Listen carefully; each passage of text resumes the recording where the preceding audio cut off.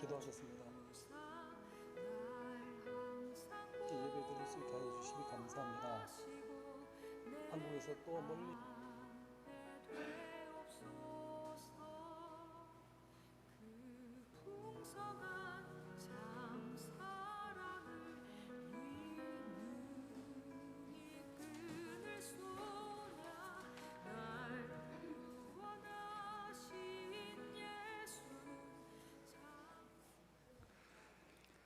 네, 오늘도 굉장히 무더운 날씨인데도 불구하고 하나님께서 저희를 예배의 자리로 초대해 주셨습니다.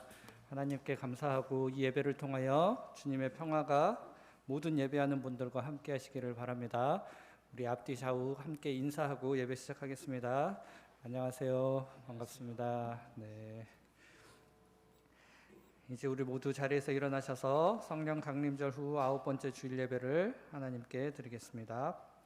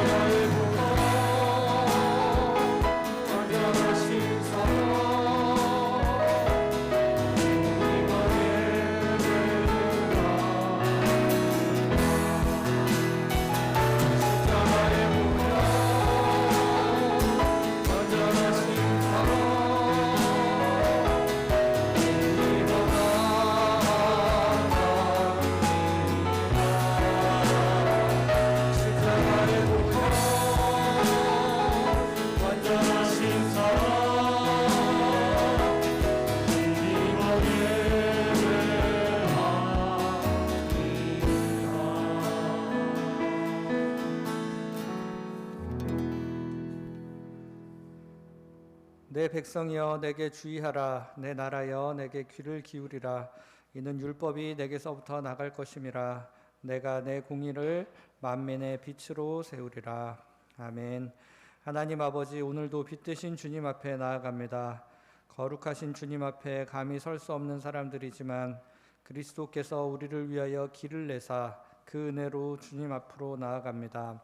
오늘 이 예배를 통해 우리의 모든 어둠을 몰아내는 주님의 빛이 우리 속에 가득 채워지게 하여 주시옵소서. 예수 그리스도의 이름으로 기도합니다. 아멘. 나는 전능하신 아버지 하나님, 천지의 창조주를 믿습니다. 나는 그의 유일하신 아들, 우리 주 예수 그리스도를 믿습니다.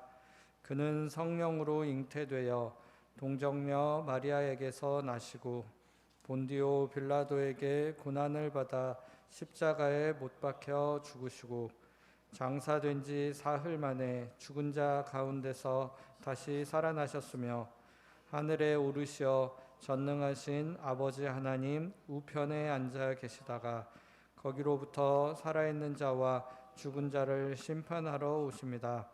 나는 성령을 믿으며 거룩한 공교회와 성도의 교제와 죄를 용서받는 것과 몸의 부활과 영생을 믿습니다.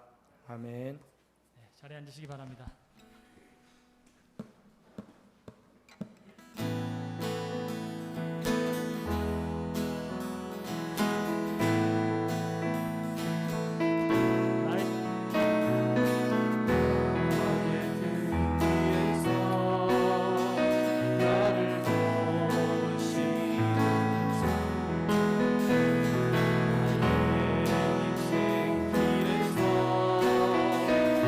지치고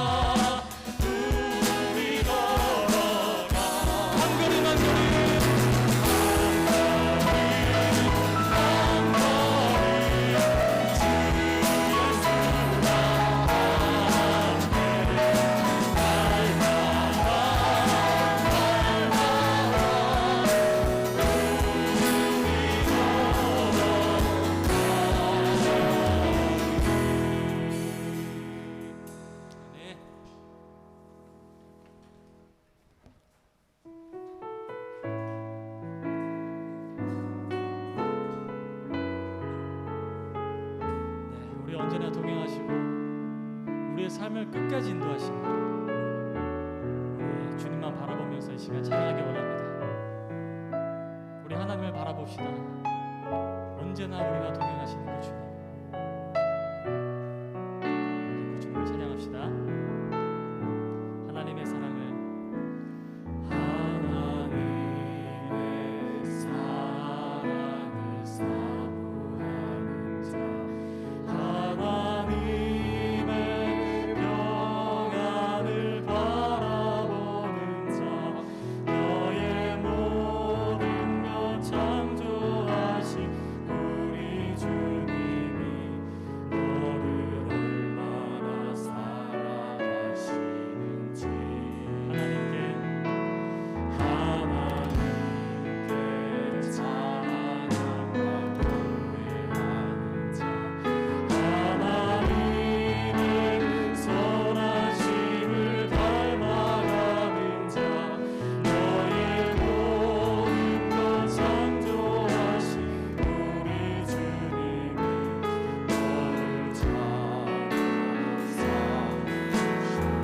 하나님 사랑의 눈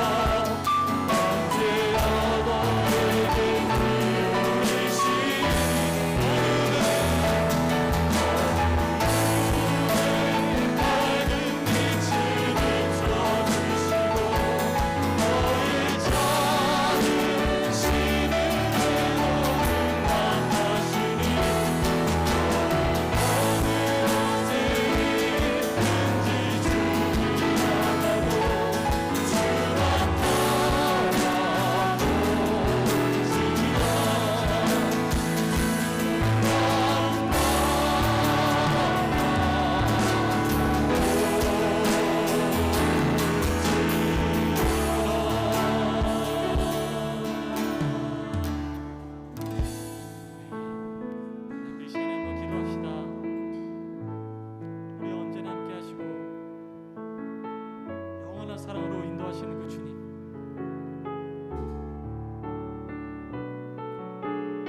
이 시간에 우리와 함께하여 주셔서 우리를 주님께로 이끌어 가시는, 당신을 만나게 하시는 그 은총을 한없이 부어주시길 그 주님, 우리가 제 주님만 바라보면서 주님, 제가 이 시간 주님만 바라보겠습니다. 영원하신 당신의 사랑만 의지하며 나가겠습니다. 비록 6일 동안의 삶이 괴로웠지만 오늘 이 한날의 예배를 통하여서 주님 안에 온전히 회복되어지고 주님을 깊이 만나는 은혜의 자리가 되기를 간절히 원합니다. 우리 시간에 그런 마음을 가지고서 우리 주님께 간절한 마음으로 각자의 처소에서 한번 기도하겠습니다. 하나님 아버지 감사합니다. 아버지 하나님, 6일 동안의 삶이 비록 괴로웠지만 나는 어찌할 수 없었지만 주님께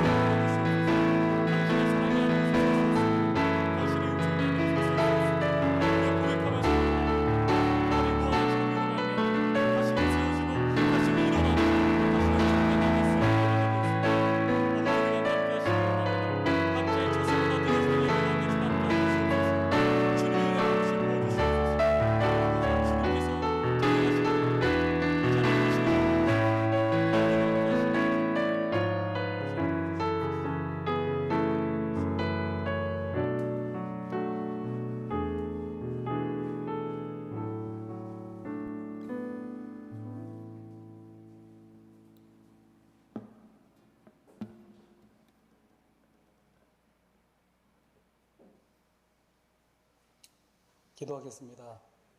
하나님 아버지, 오늘도 당신께 예배 드릴 수 있게 하여 주시니 감사합니다. 한국에서 또 멀리 해외 여러 곳에 흩어지는 당신의 자녀들이 온라인이라는 한 곳에 만나 예배를 드리고 있습니다. 몸은 비록 떨어져 있을지라도 영적으로 하나 되기를 원합니다. 우리의 기도와 예배를 받아주시옵소서. 코로나와 그 변이 바이러스들이 끊임없이 출현하는 상황은 그동안 우리가 저질러온 불순종의 결과임을 고백합니다. 기후위기가 곧 닥친다고 과학자들이 끊임없이 주었던 경고는 현실이 되었고, 쉽게 잡힐 것 같았던 코로나는 또 다른 변종과 변종으로 또 최창고의 목숨을 앗아가고 있습니다. 우리가 강제로 이동을 제한하니 그동안 숨죽였던 당신의 피조물이 활기를 찾습니다. 온갖 새들은 안전하게 번식을 마치고 숲속을 풍성하게 꾸며주고 있습니다. 다 멸종할 줄 알았던 소똥구리들이 자연스럽게 모습을 드러내니 우리가 잠시 멈췄을 뿐인데 생태계는 변하고 있습니다. 그동안 우리는 무엇을 위해 당신의 피조물들을 그렇게 혹사시켰는지요. 당신이 정교하게 설계한 자연의 질서는 탐욕과 불순조로 교란되었고, 생명의 가치는 경제성으로 평가되어 이익이 나지 않으면 무참히 집단 폐쇄시키는 일이 당연한 행위로 자행되고 있습니다.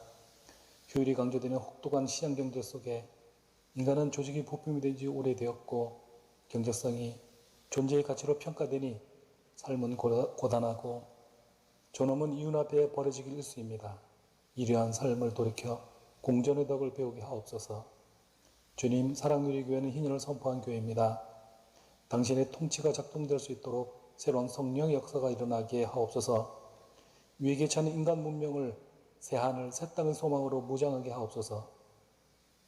우리 교회가 그 일을 하도록 부름받은 교회 되기를 원합니다. 우리 목사님에게 성령을 부어주시옵소서. 한국 교회를 개혁하고자 하는 일에 힘을 주시옵소서. 능력을 주시옵고 지치지 않는 용기와 열정을 허락하시옵소서. 누군가가 그 길을 가지 못하도록 막을지라도 흔들리지 않고 정진할 수 있게 우리 모두 중보하게 하옵소서. 사랑하는 주 하나님, 오늘도 더위에 고생하는 모든 이에게 안식할 수 있는 기회를 주시옵고, 세계 여러 곳에 흩어져 있는 당신의 양들에게도 평안을 주시옵소서. 이 모든 말씀 우리 주 예수 그리스도로 기도드립니다. 아멘.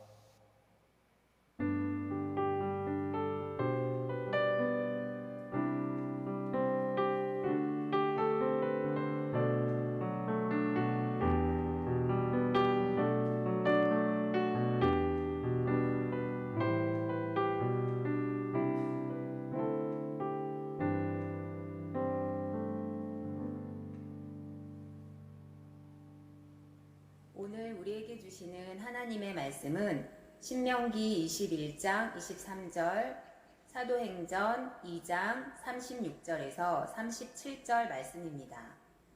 먼저 신명기 21장 23절입니다.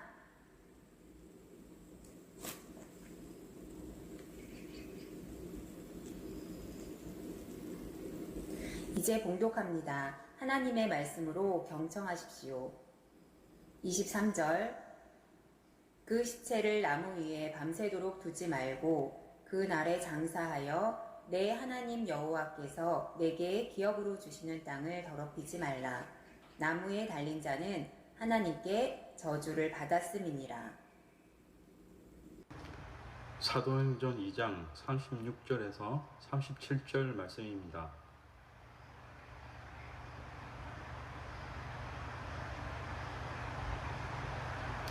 그런즉 이스라엘 온 집은 확실히 알지니 너희가 십자가에 못 박은 이 예수를 하나님이 주와 그리스도가 되게 하셨느니라 하니라.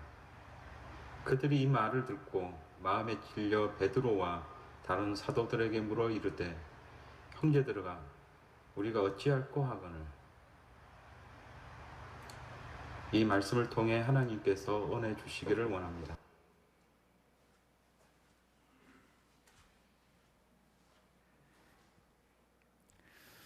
반갑습니다.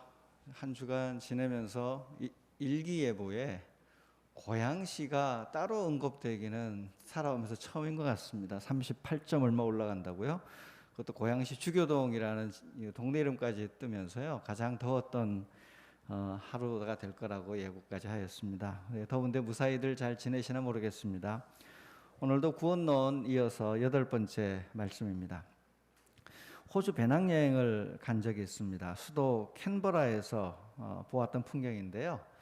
한 20-30여 명 되는 분들이 길에다가 에어로빅 할 때 밑에 깔아놓는 매트 있죠. 그 매트를 깔아놓고 그 위에서 뭔가 우리로 치면 무슨 체조를 하시는 거예요. 그래서 이게 뭘까 봐서 가만히 봤더니 주변에 뭐 구호들이 적혀 있었어요. 그 구호를 읽다 보니까 이게 파룬궁이라고 기억나시죠? 예, 파룬궁이라고 영어로 적혀 있던데 파룬궁이라는 기공단체였습니다. 이분들이 왜 여기 있을까 싶어서 가만히 생각해 보니까 그 주변에 중국 대사관이 있어요. 이 파룬궁이라는 게 중국에서 시작이 되었는데요. 처음엔 일종의 건강체조 또는 좀 도덕적으로 잘 살아라 뭐 이런 거를 이야기하는 거여 가지고 중국 당국도 굉장히 나름 좋아하면서 장려까지 해 주었습니다.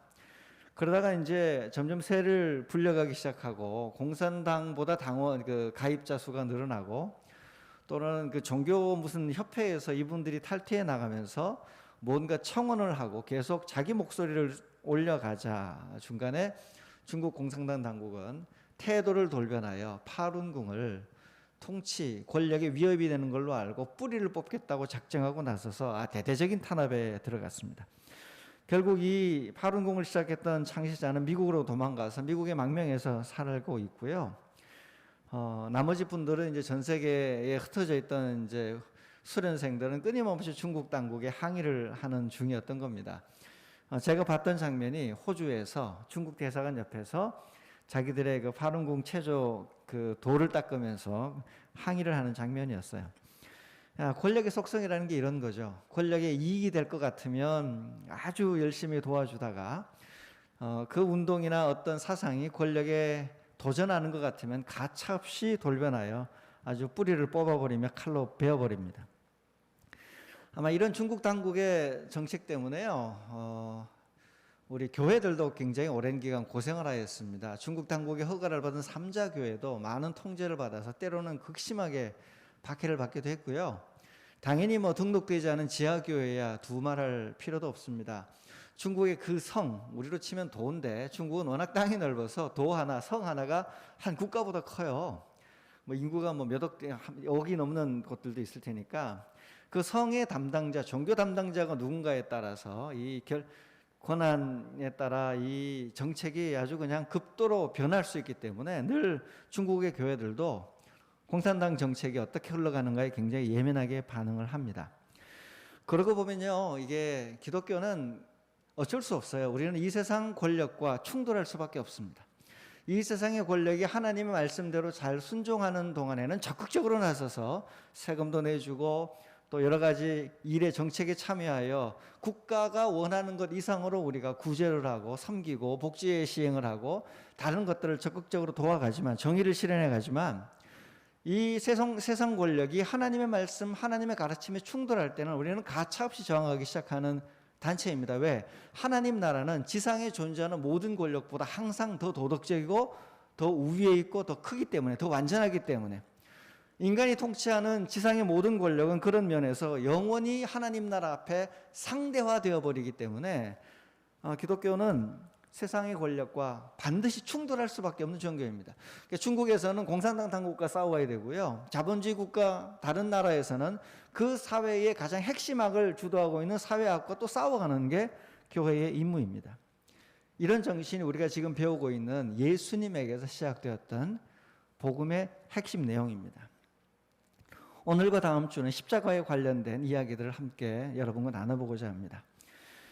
자, 우리 십자가 이야기를 하면 제일 먼저 떠오르는 영화가 있으실 겁니다. 패션 오브 크라이스트, 예수님의 그 고난, 멜 깁슨 감독. 이 영화 배우로도 너무 좋았었는데 감독이 되셔가지고 영화를 잘 만드셨어요. 이 영화 굉장히 유명해서 막 교회에서 단체 관람도 하고 그랬거든요. 십자가가 얼마나 폭력적인지는 아마 이 영화보다 더 잘 묘사하는 영화는 앞으로도 없을 거예요. 없을 텐데 저는 사실 못 봤어요. 보지를 못했어요. 예고편을 봤는데 이게 너무 피를 클로즈업해서 너무 자세하게 해주는 게 제가 감당할 수 없는 폭력이었던 것 같아요. 차마 못 보겠더라고요. 그것도 우리가 제가 뭐 일반 액션 영화나 다른 영화들은 보겠는데요. 킬빌 이런 영화는 차라리 보겠는데 우리가 좋아하는 예수님이잖아요. 남도 아니고 허구도 아니고 실제로 일어났던 일이고 내가 사모하고 사랑하는 예수님이 거기서 계속 피 흘리며 당하는 거는 차마 눈 뜨고 못 보겠습니다. 저 사실 솔직하게 그 영화 예고편만 보고 본 적이 없습니다. 십자가형이라는 게 정말 잔인한 처벌이었거든요. 그리고 십자가하면 손과 발에 못을 박아서 이게 얼마나 고통스러울까를 생각하는데 십자가형은 손과 발의 고통 때문에 죽는 처형 방법이 아닙니다. 못질을 하다게 놓고 나무에 매달아 놓는 것은요 천천히 죽으라고 하는 장치였습니다. 일단은 죄수가 자기가 메고 갈 십자가에 보통은 이렇게 T자든 뭐 X 이런 십자가형이든 가장 긴 통나무를 자기가 메고 갑니다. 몇 킬로를 메고 가면 가는 길에 로마 군인들이 채찍질을 해서 때리죠. 그 채찍 끝에 납 같은 중금속이 달려 있어요. 이게 몸을 휘감아 때리면 살점이 떨어져요. 살점이 뚝뚝 떨어져 나가게 장치를 하고요. 그 다음에 다 가고 나면 자기가 메고 온 통나무 위에다가 이제 가로대를 놔놓고 손과 발을 못 박습니다. 그때 아프면 고통스럽겠죠. 그리고 이렇게 세웁니다. 이렇게 세우면 이제 찢어지기 시작하는 거죠. 그러나 이 뼈마디 안에 못을 박기 때문에 이게 찢어지지가 않아요. 걸려 있는 거죠. 근데 죄수가 그렇게 달려 있으면 끝인데요. 죄수에게 가장 고통스러운 순간은 뭐냐면 이제 몸에 힘이 빠지면 몸이 늘어질 거 아니에요. 늘어지면은 이렇게 쿡 쳐지면은 숨을 쉴 수가 없습니다. 숨을 쉬려면 발과 팔의 힘을 의지하여 몸을 위로 올려서 숨을 한번 내쉬고 그 다음에 다시 내려오는 거죠. 이렇게 이거를 무한 반복, 죽을 때까지 반복해서 해야 되는데 여러분 턱걸이 할 때 손에 힘 빠진 기억이 있으시죠?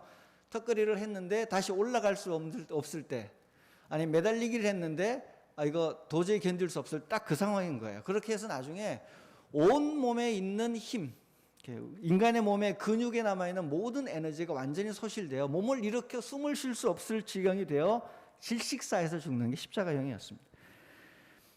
이게 빨리 죽지 말라고, 죽을 때까지 고통을 당하라고 만들어 놓은 형태의 처형 방법이었습니다. 이게 워낙 잔인했기 때문에 로마 시민들에게는 십자가를 사형 방법으로 쓰지를 않았다고 하죠. 너무 고통스러우니까 이제 죄수들이 마지막에는 제발 자기를 좀 죽여달라고 주변에 있는 군인들에게 부탁을 하고 군인들이 일부러 창으로 옆구리를 찔러서 죽음에 이르게 해주기도 했습니다. 제가 보기엔 이거 돈 좀 주면 빨리 죽여졌을 것 같아요. 이게 모든 사형 집행하던 모든 곳에 있었거든요. 우리나라도 옛날에 죄수들을 처형할 때 망난이라고 아시죠? 칼 들고 막 휘젓던 분들이요. 이분들이 때로는 좀 악랄했는데요. 돈을 주면 한 번에 탁 처리를 해주고요. 돈을 안 주면 죽을 때까지 괴롭혔다는 거예요. 그러니까 남아있는 가족들이 자기가 사랑하는 사람이 빨리 생명을 빨리 끝내서 고통을 끝내게 해주려고도 있는 돈 없는 돈 모아가지고 망나니에게 주면 그제서야 고통 가장 적은 방식대로 기절시키듯이 사람을 처리를 했다는 겁니다. 그러니까 뭐 로마 당시에도 로마 군인들에게 돈을 좀 줬으면 빨리 죽었을 수 있었겠죠. 그 정도로 십자가가 고통스러운 처형이었던 겁니다. 여러분, 우리가 믿고 있는 하나님의 아들, 하나님의 말씀을 그대로 순종하며 사실은 뭐 우리 삼일체 교리를 넣어놓으면 하나님 자신인 하나님의 아들이 십자가에서 그렇게 고통스러운 인생을 마감하며 삶을 끝냈다는 사실, 참 괴로운 일이죠. 그래서 여러분, 예수님은 우리가 살면서 겪는 모든 고통을 예수님은 진짜로 다 아십니다. 뭐 예수님이 뭐 33세까지만 살고 인생의 경험 뭐 이것저것 안 해보셔서 모르겠다 생각하실 수 있는데요. 그렇지 않아요. 고통의 종류는 다를 수 있지만 고통의 깊이는 같거든요. 십자가에서 돌아가실 때 겪으셨던 고통의 깊이는 인간이 겪을 수 있는 최고의 가장 극심한 형태의 고통을 예수님이 겪으셨습니다. 우리 예수님은 인간의 고통의 모든 것을 다 경험하신 분입니다. 근데 우리가 십자가를 묵상할 때 십자가의 고통에만 집중하는 건 좀 곤란합니다. 왜 십자가에서 죽으셨는지를 살펴보아야 합니다. 여러분, 십자가는요, 당대의 모순이 낳은 의도적인 처형의 한 방법이었어요. 제가 보기에는 십자가는 권력자들의 정치 공작의 산물이었습니다.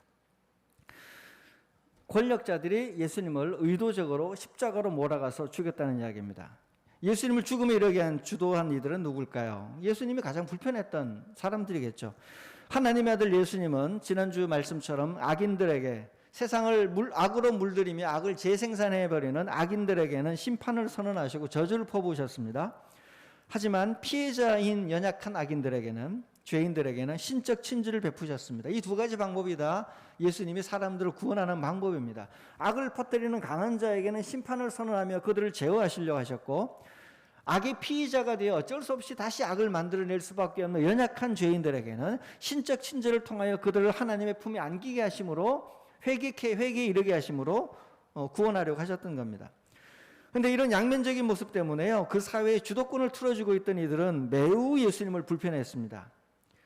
우리가 예수님 생각을 할 때 자꾸 정치적인 그 의미를 부여해서 예수님을 상상하셔야 됩니다.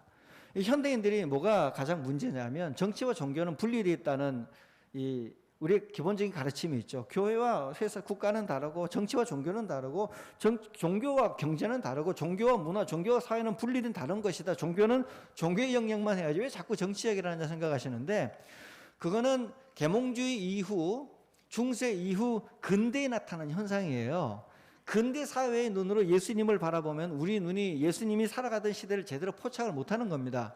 고대 시대에는요, 로마이건 다른 나라이건 어느 나라이건 종교와 정치와 종교와 경제와 권력과 사회와 문화, 교육 모든 것이 종교 안에 통합되어 있던 사회예요. 신정일치 사회 같은 것이죠. 이걸 가장 잘 상상해 보려면 여러분 이슬람 국가를 생각하시면 됩니다. 이슬람에서 종교는 국가요, 종교는 교육이요, 종교는 문화요, 종교는 경제예요. 그런 방식으로 통합되어 있던 시대를 생각해야 되기 때문에 예수님이 종교의 지도자들과 맞서 싸우고 문제를 일으켰다는 이야기는 그 사회 전체와 부딪혔다는 이야기예요. 우리가 루터의 종교개혁을 이야기할 때도요, 한국에서는 루터의 종교개혁이라고 부르는데 굉장히 용어가 루터가 했던 일을 축소시키는 의미를 가지고 있습니다. 루터는 종교개혁을 일으킨 게 아니라 루터의 대개혁이라고 불러요. 대개혁. 루터가 했던 것은 종교와 국가와 모든 것이 통합되던 시대에 루터는 종교적인 부분에 대해서 문제를 제기하고 일으켰지만 그것이 결국은 온 사회 전체의 변화를 촉발하는 같은 거였거든요. 그 안에 포함되어 있는 거이기 때문에 루터의 개혁을 대개혁이라고 부르죠. 사회 전체를 뒤바꾸는 개혁. 종교개혁이란 말은 루터가 일으킨 개혁도 제대로 포착하지 못하면서 굉장히 의미를 축소시키는 용어입니다. 똑같죠? 예수님께서 하셨던 일은 당시 종교를 정면으로 공격하셨습니다. 성전에 들어가서 둘러엎으셨습니다. 성전의 기능이 마비됩니다. 성전 중심의 경제가 마비됩니다. 성전 중심의 대제사장들, 그를 통하여 이익을 입고 사는 모든 권력자들, 그 당시 로마의 통치하에 있었기 때문에 나머지 실질적인 권력은 이들이 행사하고 있었는데 이거를 다 예수님 뒤엎으신 거예요. 로마의 빌부터 먹고 살아가던 헤롯 가문과 악마의 거래를 통해서 권력을 분점해 가려던 대제사장 가문들, 사내들인 공의회, 국회격인 상하원 합친 사내들인 공의회에 영향력을 발휘하던 세속인들, 사두개인들, 그들과 경쟁은 했지만 결국 예수님과 극도로 가장 치열하게 싸웠던 바리새인들, 평신도 운동이었습니다.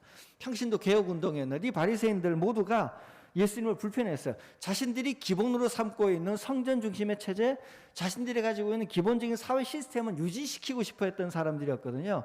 그런데 예수님의 희년 선포, 예수님의 말씀 선포, 예수님의 복음, 예수님의 가르침은 이걸 근본에서 뒤집어 놓는 거예요. 세리와 죄인들은 못 들어와야 세상이 좋아지는데 세리와 죄인들을 자꾸 데리고 들어오니까 시스템이 무너지니까 견딜 수 없었던 겁니다. 그들이 예수님을 죽였죠. 주도적으로. 거기다가 이제 자기들에게 반대했던 예수님 인기가 없었으면 괜찮았을 것 같아요. 제가 보기에는 한 12명만 절줄 따라다니고 별로 영향력도 없으면 죽일 필요가 없는데요. 예수님은 여론조사에서 1등에 하셨을 거예요. 정치인들이 여론조사 신경 굉장히 많이 쓰잖아요. 말로는 그래요. 지지율에 일희일비하지 않는다. 여론조사 일희일비하지, 국민의 마음은 언제든지 바뀌는 거다. 말은 그렇지만 알고 보면 여론조사 하나 놓고 일희일비해 가면서 자기의 정치적 이익을 계산하는 거거든요. 예나 지금이나 정치는 똑같습니다. 옛날 왕들도 여론조사 안 했을 것 같아요. 그렇지 않습니다. 아는 사람들 비밀리에 풀어서 여론조사하고 민심 듣고 이상한 이야기하는 녀석이 있으면 암살하고, 암살 전문 부대가 항상 있었으니까 암살하고, 백성들의 여론을 조작하기 위하여 거짓말을 퍼뜨리기도 하고, 우리 서동요 같은 거죠. 왕권에 반대되지 않는 방식의 좋은 이야기들을 퍼뜨리기 위해 여론을 주도해가고 뭐 이런 일들 많이 했습니다. 공작 정치 말할 필요도 없었고요. 예수님의 세례, 예수님의 하나님 나라 선포와 복음 선포와 운동이 계속 영향력을 미치고 자기들에게 불편해지고 사람들이 쫓아다니고 오병이어 기적교회는 막 예수님을 왕으로 삼자고 매달려 다니고 이게 인산인해를 이루면서 병 고치는 현장에 막 몰려들죠. 여러분, 병 고치는 건 그냥 병 고치는 게 아닙니다. 구약 성경에 따르면 이스라엘 자체를, 로마의 속국이 된 이스라엘 자체를 병든 나라라고 봤어요. 그렇게 병든 나라의 병자를 고치는 행위는 이스라엘에 대한 해방으로 정치적으로 읽혔어요, 당시 사람들에게. 그렇기 때문에 예수님이 가서 병을 고치죠, 여러 가지 괴롭 바꾸죠 하는 것들이 굉장히 불편했단 말이죠. 당연히 예수님은 제거 대상 1순위가 되신 겁니다. 예수님을 제거할 때 제일 손쉬운 방법은 그냥 암살하면 되잖아요. 예수님의 제자 중에도 암살 전문가처럼 보이는 사람도 있었거든요. 열심당 시몬, 무장투쟁하던 사람. 반반이긴 한데요, 가룟 유다도 이스카리옷 유다라고 부르는데, 시카리파라고 단도 작은 칼 들고 다니면서 공개적으로 요인 암살하던 전문 암살 독립운동가들이 예수님 당시 있었어요. 가룟 유다가 그 한 사람이 아닐까라고 학자들은 추정을 해봅니다. 그러니까 이제 그렇게 죽이면 되는데요, 이렇게 죽이질 않았어요. 왜 그러냐면, 또는 뭐 돌로 쳐 죽이면 되죠. 가늠한 여인 붙잡아다 놓고 치리까 말리까 해가지고 안 되면 돌로 쳐 죽이기도 해요. 스데반 돌로 쳐 죽이잖아요. 죽일 수 있는데, 그러기에는 유대 당국자들이 머리가 좋았습니다. 사람을, 인기 좋은 사람을 잘못 건드려서 죽이면 순교자가 되어 그 운동이 불길처럼 번져가기 때문에 인기 좋은 이 운동을 완전히 뿌리부터 불을 끌 수 있는 방식을 찾아야 됐고, 이왕이면 자기들이 안 죽이고 남들이 죽이면 좋잖아요. 남들이 죽이면. 그래서 로마의 손을 빌어서 죽일 수 있는 방법, 유대인들 자기들이 직접, 자기들이 불편하니까 직접 죽였구나라는 오해를 받지 않을 수 있는 정치적 방법을 찾아냅니다.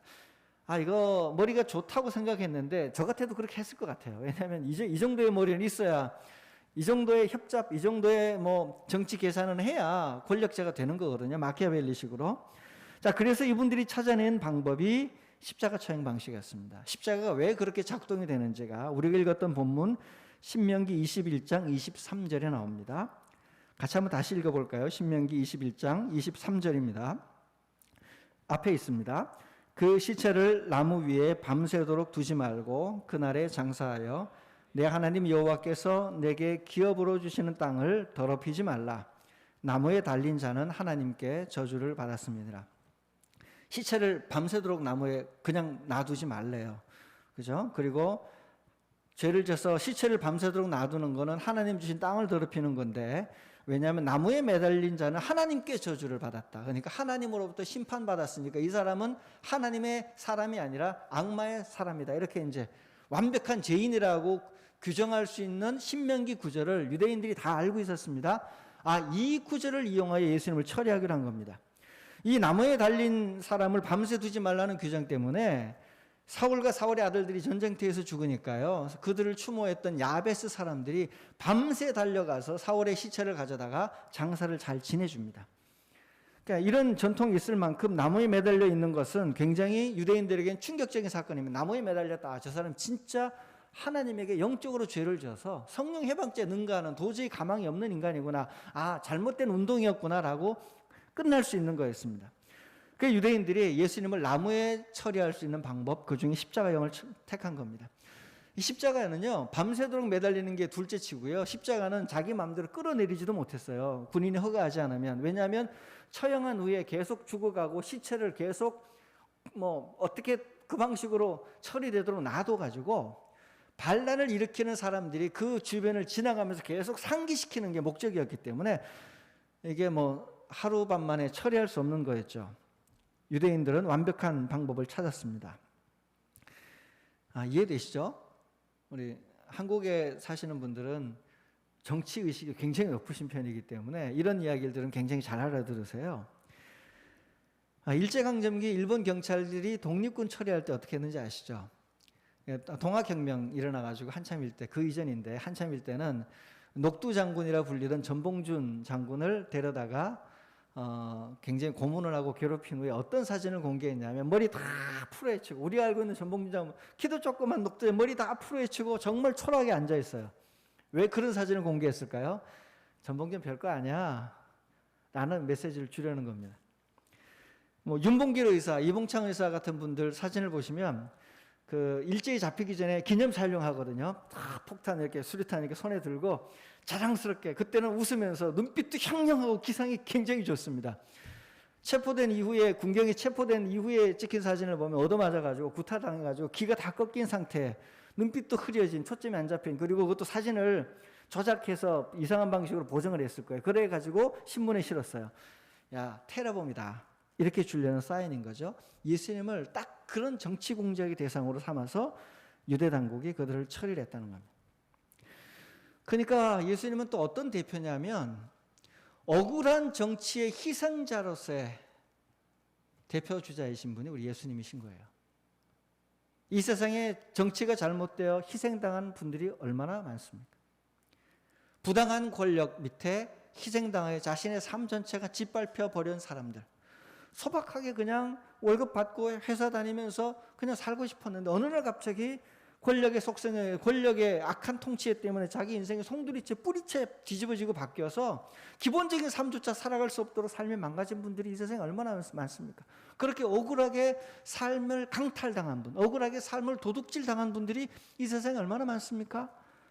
예수님이 그런 정치 공작의 희생자하셨다는 거예요. 예수님이 굉장히 다양한 면모를 가지고 계시거든요. 그래서 예수님은 자기처럼 부당한 정의롭지 않은 권력에 의해 희생당한 이들을 도우시고 신원하는 분이시라는 말이 이런 예수님의 모습, 십자가에 처형된 예수님의 모습에서 도출이 됩니다. 그런데 한 가지 차이가 있습니다. 예수님은 단순히 공작 정치 희생양만은 아니었고요. 예수님의 십자가는 다른 의미가 더 있는데 이것은 자기를 죽인 사람들에 대한 사랑의 표현이었어요. 여러분 한번 생각해 보세요. 예수님이 원하시기만 하면 하나님 아버지께 호소하여서 십자가를 주도하는 이들을 심판할 수 있지 않았겠습니까? 뭐 기적도 일으키고 막 빵도 만들 수 있고요. 오병이어 보면 빵도 만들 수 있고요. 예수님 기적도 일으키기도 하고요. 풍랑 위를 막 물 위를 걸으시기도 할 정도로 하나님이 특별히 성령 충만하게 하셔서 이것저것 하실 수 있도록 예수님에게 능력을 주시는 분인데 예수님이 원하면 능히 세상의 권력자들 갑자기 막 우리 원하는 숨 모셔가지고 밤새 막 이렇게 시달리다 죽고 막 악몽에 시달려서 죽고 그렇게 할 수 있는 권력, 그렇게 할 수 있는 힘, 그런 정치적 힘이 예수님에게 있었을 겁니다. 아니면 예수님 마음만 먹으면 오병이어 때 왕으로 속립하는 사람들을 12제자 잘 됐다. 니네들이 우리 중국의 청나라 8기군처럼 깃발 아래 12개 깃발 아래 조직해가지고 나머지 추종자들 다 모아서 군사 전문가들을 고용해가지고 훈련시켜서 쿠데타 하지 않을 수 있지 않았을까요? 능히 할 수 있었어요, 예수님. 그 많은 인원들, 그 많은 추종자들을 데리고 정식으로 권력에 붙어서 싸워가면서 뭔가를 이루려고 할 수 있었다는 말입니다. 근데 예수님은 그 길을 걷지 않습니다. 겟세마네 동산에서 예수님은 이 잔을 받기 싫은데 하나님의 뜻이라면 받겠습니다라고 하나님께 삶을 드리시고는 자기를 체포하러 검과 몽둥이 들고 온 사람들 중에 한 무리를 보고 베드로가 말고라는 하인의 귀를 쳐서 귀를 떨어뜨리죠. 그러자 예수님이 칼집에 칼을 다시 꽂아라. 아버지께서 주신 잔을 내가 마시지 아니하겠느냐 하시면서 비폭력, 무저항 같아 보이는 특이한 방식의 저항에 십자가를 향해 가셨던 거예요. 예수님이 왜 이렇게 시편 2편에 나오는 강한 힘을 가진 메시아로 세상을 한 번에 통치하지 않으시고 예수님이 왜 이렇게 스스로 연약해 보이는 십자가를 향하여 거꾸로 가셨을까? 이게 하나님 나라의 굉장히 중요한 통치 방식이거든요. 그것이 오늘 읽었던 사도행전 2장 36, 37절에 나옵니다. 이 구절은 예수님이 부활하신 후 베드로가 한 설교문인데요. 베드로가 36절에서 너희가 못 박은 예수가 주와 그리스도가 되셨다라고 하자 사람들이 이런 반응을 보였다는 거예요. 37절 말씀을 함께 읽겠습니다. 그들이 이 말을 듣고 마음에 찔려 베드로와 다른 사도들에게 물어 이르되 형제들아 우리가 어찌할꼬. 이 사람들이 누구냐면 그 이전에는 예수님을 십자가에 죽이려 했던 사람, 부활 후에 괴로운 사람들 중에는 예수님을 죽이려 했던 사람들도 있었고요. 또는 그 죽이려고 했던 사람들의 선동되었던 무리들이 포함되어 있었어요. 예수를 십자가에 못 박으시오! 라고 외쳤던 군중들이 있었어요. 그들이 이 말을 듣고 마음에 찔려라고 되어 있는데 이 마음은 성경에서 심장입니다. 우리의 마음 영어 번역에서 마인드라고 번역될 텐데 마인드로 번역되면 머리에 속하는 거고요. 하트예요. 심장이에요. 심장. 심장에 찔리다는 말은 진짜 날카로운 손가락으로 완전히 뻥 뚫려가지고 몸이 여러분 이게 손끝에 바늘 하나 들어가도 고통스럽잖아요. 몸에 큰 송곳이나 작은 칼로 찔려서 몸이 막 깜짝 놀라 부들부들 떨 정도의 움직임을 의미하는 단어거든요. 마음에 너무 떨려서 온 삶의 존재 자체가 뒤집어지면서 존재 자체의 근본이 무너지면서 사람들에게 형제들아 우리가 어떻게 해야 되겠냐, 도대체 우리가 어떻게 해야 되겠냐라고 하는 이 반응이 중요합니다. 이 반응이. 사람들은 자기 죄가 만들어 놓은 결과를 눈으로 보기 전까지는 뉘우치잖아요. 평소에 뭐 이렇게 살아 마음대로 막 지내다가 차로 누군가를 치어서 누군가가 교통사고 당해서 난폭 운전에 의해서 차가 박살이 나면서 사람이 죽어, 피가 나. 그리고 감옥에, 그리고 병원에 가서 실려가면 내 운전 때문에 이렇게 큰 피해가 났구나. 비로소 알아요. 자기가 지은 죄의 결과가 피로 드러나듯이 뭔가 결과가 끔찍한 것이 보이지 않으면 돌이키지 못하는 게 인간의 속성이기 때문에 그러지 않으면 좋은데, 그 전에 미리 돌이키면 좋은데, 완악해진 인간, 죄에 완전히 물들여진 인간은 이 정도 가야만 비로소 깨닫거든요. 예수님은 자기를 죽인 사람들에게 자기가 죄 없이 죽는 자기를 보고 너희들의 정치 공작의 결과가 나 아니냐? 너희들이 잘못한 결과가 나 아니냐? 너희가 세례와 죄인들을 죽이는 게 바로 나를 죽이는 거 아니냐? 너희가 하나님 자신을 죽이는 거다. 하나님은 이 땅에 연약하고 가난한 이들을 자기의 가장 중요한 자녀로, 이 땅에 가난한 사람들의 기도를 제일 먼저 듣겠다고 하시는 분인데 하나님은 그들과 함께 계신다고 그랬는데, 그들의 목소리를 하나님 결코 외면하지 않겠다고 그랬는데 너희가 그들을 죽여서 없애버렸으니 너희들의 죄를 알겠느냐? 라고 자기를 죽인 사람들이 양심에 찔리기를 바라며 예수님이 십자가의 길을 선택하신 거예요. 인간적으로. 이게 하나님 나라의 방식이라는 겁니다. 기독교는 늘 이런 방식으로 복음을 전파해 왔습니다. 십자군 전쟁이 우리에겐 가장 큰 죄예요.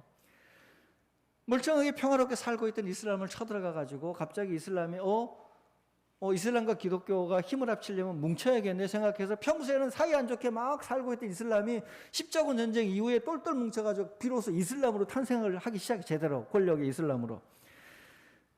힘으로 제압하는 게 아니라 사랑으로 감동하는 거, 양심이 찔릴 때까지 기다리며 오히려 내가 가슴 아파하고 손해보면서 상대방의 양심이 살아나기를 기다리는 게 복음 전파의 방식이었어요. 힘으로 상대방을 제압하면 그 사람이 힘이 생길 때 언제든지 뒤집어집니다마는 감동하여 그분에게 복종하기로 결정하면 그 통치는 영원합니다. 예수님 이걸 원하셨던 거예요. 하나님은 이거 원하셨던 거예요. 힘에 눌려가지고 내가 다음 선거 때는 반드시 뒤집어리라고 막 하는 게 아니라 가슴 깊숙한 곳에서 진짜 잘못했네. 이건 내가 죽어도 못 갚을 정도의 실수를 했네. 저렇게 훌륭한 분이면 내가 삶을 들여버리고 내가 순종하는 게 내 삶에 훨씬 좋겠네라고 생각하고 자발적으로 권력을 양도하기를 바라는 게 하나님의 뜻이었다는 겁니다. 이런 예수님의 이런 식의 비폭력이죠. 비폭력 무저항은 아닙니다. 비폭력적인 방식의 저항이에요. 사랑의 저항이에요. 세상이 도저히 상상하지 못하는 하나님 나라 방식의 저항이에요. 이건 굉장한 저항입니다. 가장 근본적인 저항입니다. 이 저항의 정신을 누가 이어받았냐면 인도의 간디, 마하트마 간디 선생님이 이 산상수훈에 나온 이 저항의 정신을 이어받아서 누구의 양심을 계속 건드렸냐면 영국 사람의 양심을 건드렸어요. 영국 사람, 너희가 예수 믿는다고 말하지? 너 예수의 산상수훈 읽고 있지? 근데 너희들은 힘으로 우리를 폭력으로 통치하고 우리를 굶어 죽게 만들고 우리를 분열하게 만들고 미워하게 만들고 싸우게 만들고 감옥에 집어넣었지? 나는 예수는 알지만 내가 예수 믿는 사람이라고 간디는 말하지 못했습니다. 민족적 상황상. 그러나 나는 힌두교인이기도 하고 불교인이기도 하고 이슬람교인이기도 하고 모든 민족들 통괄에 돼 있는데 나 같은 사람이 산상수훈대로 산다 어떻게 할래? 그걸 보면 영국 사람들이 끊임없이 양심에 찔리게 만드는, 영국 기독교인들, 예수 믿는다고 말하는 기독교인들의 양심을 찔리게 만드는 게 간디 운동이었거든요. 마틴 루터 킹 주니어 목사님의 흑인 민권 운동 똑같은 방식이었어요. 당시에 흑인들에게 미국 분들의 그 아프리칸 아메리칸이라고 그러죠. 미국의 하여튼 흑인들에게 가장 인기 있는 사람들이 말콤 엑스라고 폭력 무장 투쟁 이슬람에 가서 귀의해버린 말콤 X가 가장 인기가 좋았어요. 마틴 루터 킹 보고는 이거 백인에게 아부하는, 백인들에게만 인기 좋은 사람으로 치부했습니다. 그런데 어느 운동이 결국 성공하냐면 백인들의 양심을 끊임없이 건드리는 거예요. 물대포 맞아가면서 그 행진해가면서 사람들에게 공작 정치에 당해가면서 끊임없이 CIA에게 감시당하고 뭐 암살 위협 당해가면서 끊임없이 괴롭혔던, 괴로움을 당하면서도 폭력을 통하여 대갚아주지 않고 끝까지 버티면서 희생당하고 버스 타고 갈 수 있는 거리를 폐업해가지고 하루 종일 걸어와서 일하고 하루 종일 걸어가는 그 고된 노동, 고된 핍박을 받으면서도 분노로 상대방을 칼로 죽이지 않으려 했던 이 운동이 백인들의 가슴에, 백인들의 소위 예수 믿는다고 말하는 백인들의 양심을 건드린 거예요. 결국 대법원의 판결이 바뀌면서 포기민주운동은 새로운 물꼬가 터지지 않습니까? 예수님 이런 방식의 운동을 하셨던 최초의 분이셨다는 이야기. 예수님의 십자가 이런 의미가 있습니다. 우리나라 3.1운동도 이걸 이어받았죠. 그런데 우리나라 3.1운동은 호소할 양심이 너무 없었어요. 3.1운동에 우리 비폭력을 통해서 부당한 정치에 저항을 했는데 당시 일본의 소수 지식인들, 일본의 소수 기독교인들의 양심만 굉장히 괴로웠지 일본 군국주의에 휩싸인 대부분의 사람들은 양심이 흔들리지 않은 거예요. 양심이 흔들리지 않는 권력, 어떤 결과를 맞는가? 지금 같은 일본이 되는 겁니다. 이 무고한 자의 죽음, 예수님과 같이 십자가에 억울한 정치, 공작 정치의 희생, 억울하게 당하는 사람의 죽음을 보고도 양심이 찔리지 않을 정도로 완악해버린 권력, 완악해버린 사회는 돌이킬 지점을 찾지를, 회개할 지점을 찾지를 못해요. 결국 3.1운동은 무장 독립투쟁을 촉발할 수밖에 없었고 일본은 제2차 세계대전을 통하여 망하는 길밖에 없었고 세계 최초로 유일하게 원자폭탄에 맞아 망하는 가장 끔찍한 일을 당할 수밖에 없었죠. 그러고도 일본은 회개할 기회를 못 잡았어요. 회개해야 될 상황이 왔는데 일본 천황제가 존속해가고 회개해야 될 당위성이 왔을 때 남북 6.25 전쟁이 터지면서 일본이 경제 발전을 했기 때문에 일본은 회개할 기회를 찾지 못한 나라, 그래서 불쌍한 나라입니다. 지금과 같은 일본, 올림픽을 하고 있지만 저 일본이 저렇게 한 번도 미안하다는 이야기를 하지도 못하고 군함도 문제에 놓고 자신의 과거를 반성하지 못하는 이유는 회개할 기회, 회개할 양심의 가책을 느낄 기회를 상실하고 스스로 버려버렸기 때문입니다. 이게 독일과 유럽과의 결정적인 차이예요. 우리가 이런 뻔뻔한 이야기들만 알고 있는데요. 굉장히 감동적인 이야기가 있어 여러분에게 하나를 소개합니다. 아랍권이죠. 요르단은 국왕이 다스리는 나라입니다. 이 요르단에는 미담 제족이라 불릴 만한 국왕이 있었습니다. 후세인, 그때는 다 그쪽 사람 다 후세인이 들어가나 봐요. 후세인 빈 탈랄이라는 국왕이었습니다. 1980년대 초 어느 날 밤 후세인 국왕은 군인들 75명이, 요르단군 장교 75명이 주변 인근 병영에서 전복 국가 쿠데타를 꾀하고 있다는 정보를 비밀 경찰을 통해서 접수합니다. 비밀 경찰들은 빨리 특수부대를 보내 병영을 포위하고 이 쿠데타 모의자들을 체포해 달라고 요청을 하죠. 국왕은 잠시 굉장히 괴로워하며 시간을 보낸 다음에 체포 요청을 거부합니다. 그리고는요, 나한테 작은 헬기 한 대를 좀 갖다 달라고 합니다. 그리고 조종사가 몰고 온 헬기가 도착하자 국왕은 조종사와 단둘이 헬기에 타고 직접 쿠데타 군들이 모여있는 병영으로 가서 지붕 옥상에 착륙을 합니다. 그리고는 조종사에게 말합니다. 총소리가 들리면 나는 놔두고 혼자 떠나게. 그리고 왕은 비무장 상태, 아무 무장도 없이 계단을 내려가서 그들이 모여있던 벙커 속으로 들어갑니다. 그리고 쿠데타군을 직접 만나 이런 이야기를 해요. 제군들, 나는 그대들이 오늘 밤 여기 모여서 정부를 전복할 계획을 하고 있다는 것을 알고 있네. 당신들이 이 나라를 차지하여 군사 독재 체제로 바꾸려는 계획을 이미 거의 다 완성해 가고 있다는 것을 들었네.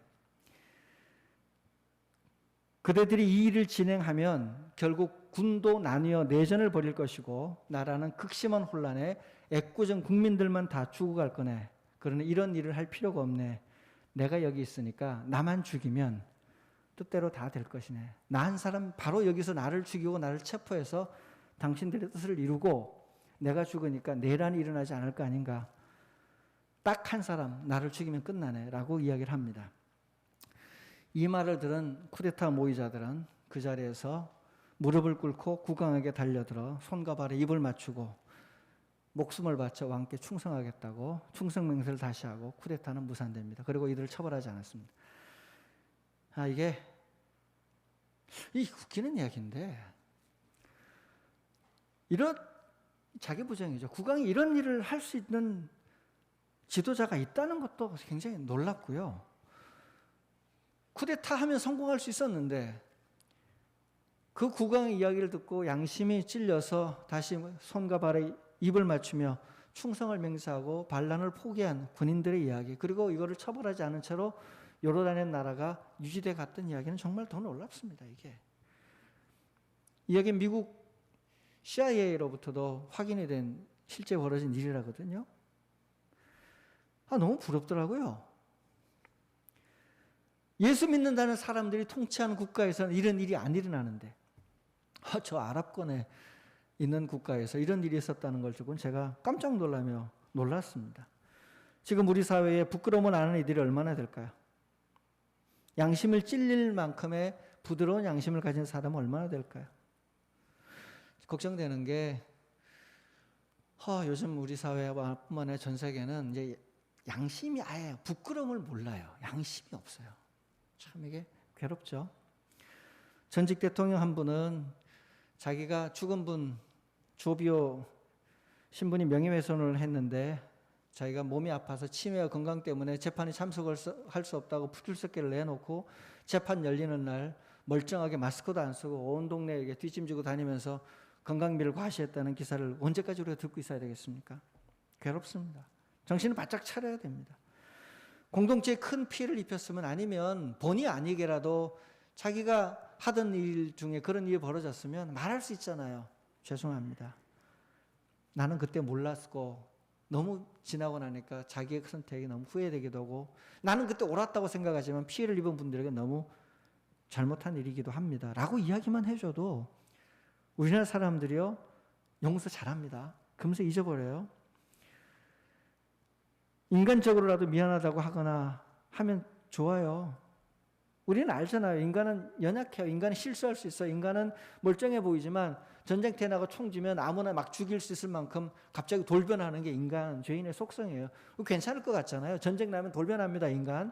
자기 살기 위해서 남을 죽이는 것, 처음에는 괴로워하며 죽이고 나중에는 좋아서 죽일 수 있는 존재예요. 인간이라는 존재가. 우리가 그런 걸 알기 때문에 잘못했다고 말하면 용서해주고 받아줄 수 있는 아량이 항상 우리에게 있습니다. 그리고 멈춰주면 되거든요. 그런데 그렇지 않다는 거죠. 심장이 찔려서 양심이 찔려서라도 회개에 이르기를 바라는 하나님의 사랑, 예수님의 십자가 앞에서 사랑을 인간은 끝까지 버리고 거절하는 존재. 그래서 예수님의 십자가 앞에서도 회개하지 않으면 다시는 구원의 가능성이 없는 마지막 구원의 계시라는 뜻이 그런 의미이기도 합니다. 여러분, 여러분의 양심은 좀 어떠십니까? 죄를 지면 콩닥콩닥하고 조마조마하십니까?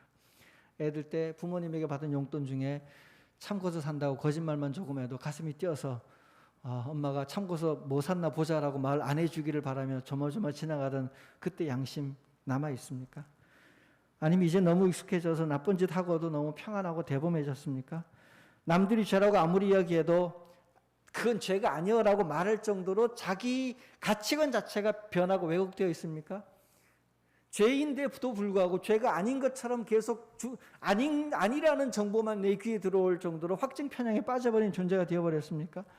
십자가를 보고 양심에 찔릴 정도의 최소한의 마지막 자존심은 남아있습니까? 우리 사회가 다시 부끄러움을 아는 사회, 양심에 찔리는 사회가 되기를 하나님이 정말로 원하십니다. 억울하게 죽어가는 이들이 너무 많은데 발전소에서, 공장에서, 지하철 한복판에서, 지하철 화장실에서, 자기 방에서 삶을 마감한 노동자, 청년, 여성들, 그리고 이 사회 꼭대기에 가장 많은 것을 누린 분들도 삶을 마감할 정도로 우리 사회가 얼마나 힘들고 어려운 곳인데 이들에 대하여 미안해하고 잘못했다는 이야기들이 참 없습니다. 동식물들의 죽음을 보고도 우리는 냉담해져 있는 것은 아닐까요? 오늘 묵상한 예수님의 십자가는 우리에게 양심을 다시 살리라고 말하는 겁니다. 인간미를 회복하라고. 굳이 예수 믿지 않아도 응당 사람이라면 가져야 될 미안한 마음, 죄송한 마음, 그것을 살려서 인간답게라도 살아보라고 오늘 십자가 본문은 말하는 겁니다. 여러분, 주님의 은혜로 여러분의 죽어있는 양심이 일깨워져서 행동하는 살아있는 양심이 되시기를 주님의 이름으로 축복합니다. 우리 다 함께 기도하시겠습니다. 하나님 앞에 우리의 무뎌진 양심, 칼에 베어도 전혀 상처 피 한 방울 나지 않을 만큼 냉혹하게 변해버린 우리들의 마음, 다른 사람의 불행을 보고 함께 아파하지 못한 채로 그냥 지나치고 외면해버리는 우리들의 딱딱해지고 너무 오래되어 버린 우리들의 심장을 주님 어루만져 주셔서 예수님의 마음, 예수님의 심장처럼 변하게 해 주십시오. 하나님 앞에 이 시간 주님 앞에 간절하게 기도하겠습니다. 하나님, 주님 우리를 도와주십시오.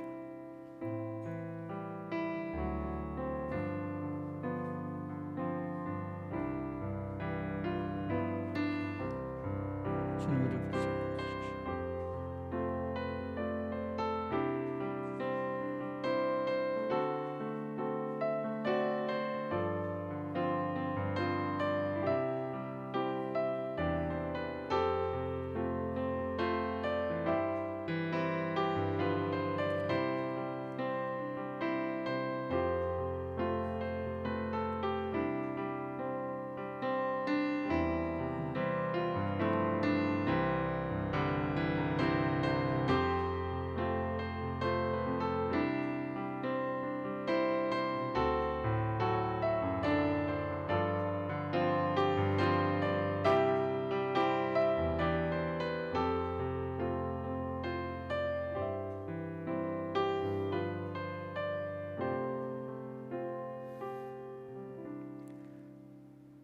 하나님 아버지, 시간이 지날수록 심장이 부드러워져서 작은 신음소리에도 반응해야 하는데 우리의 심장은 점점 딱딱해져 가고 있습니다. 하나님, 우리를 회복시켜 주시옵소서. 하나님의 말씀으로 다시 부드러운 마음을 주시고 하나님의 긍휼력 있는 마음을 다시 닮아가게 하여 주시옵소서. 예수님 이름으로 기도드립니다. 아멘.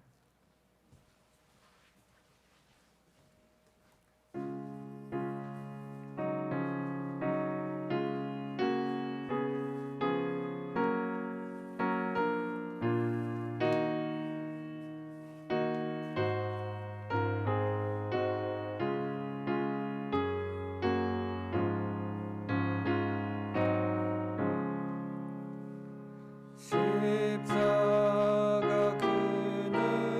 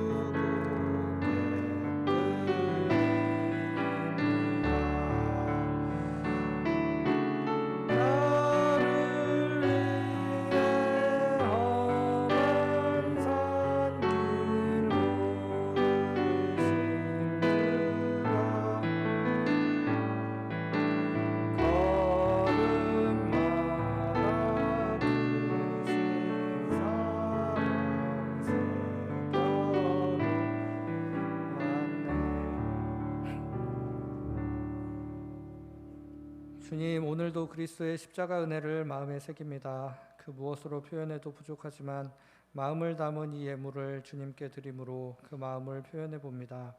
주님께서 저희에게 허락하신 이 평화를 세상 그 무엇에게도 뺏기지 아니하며 살아가는 저희들 될 수 있게 인도하여 주시옵소서.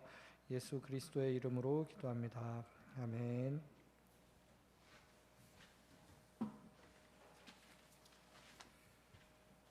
교회 소식 전하겠습니다.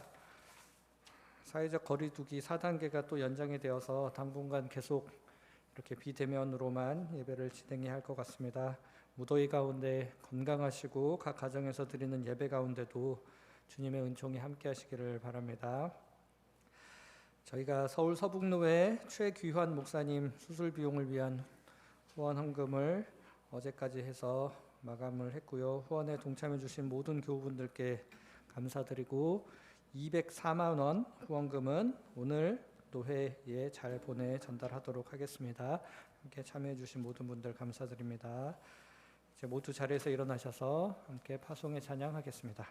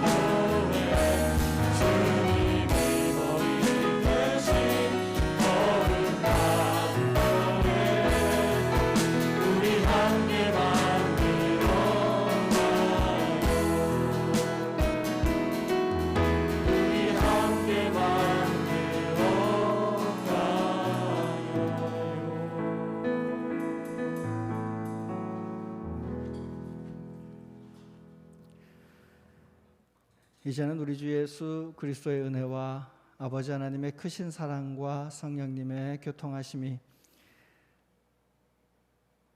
우리를 위해 죽으신 예수님의 십자가 앞에 양심이 타격당하여 예수님을 주로 고백하며 새로운 삶을 살기를 원하는 모든 이들 위해 지금부터 영원토록 함께 하시기를 간절히 축원하옵나이다.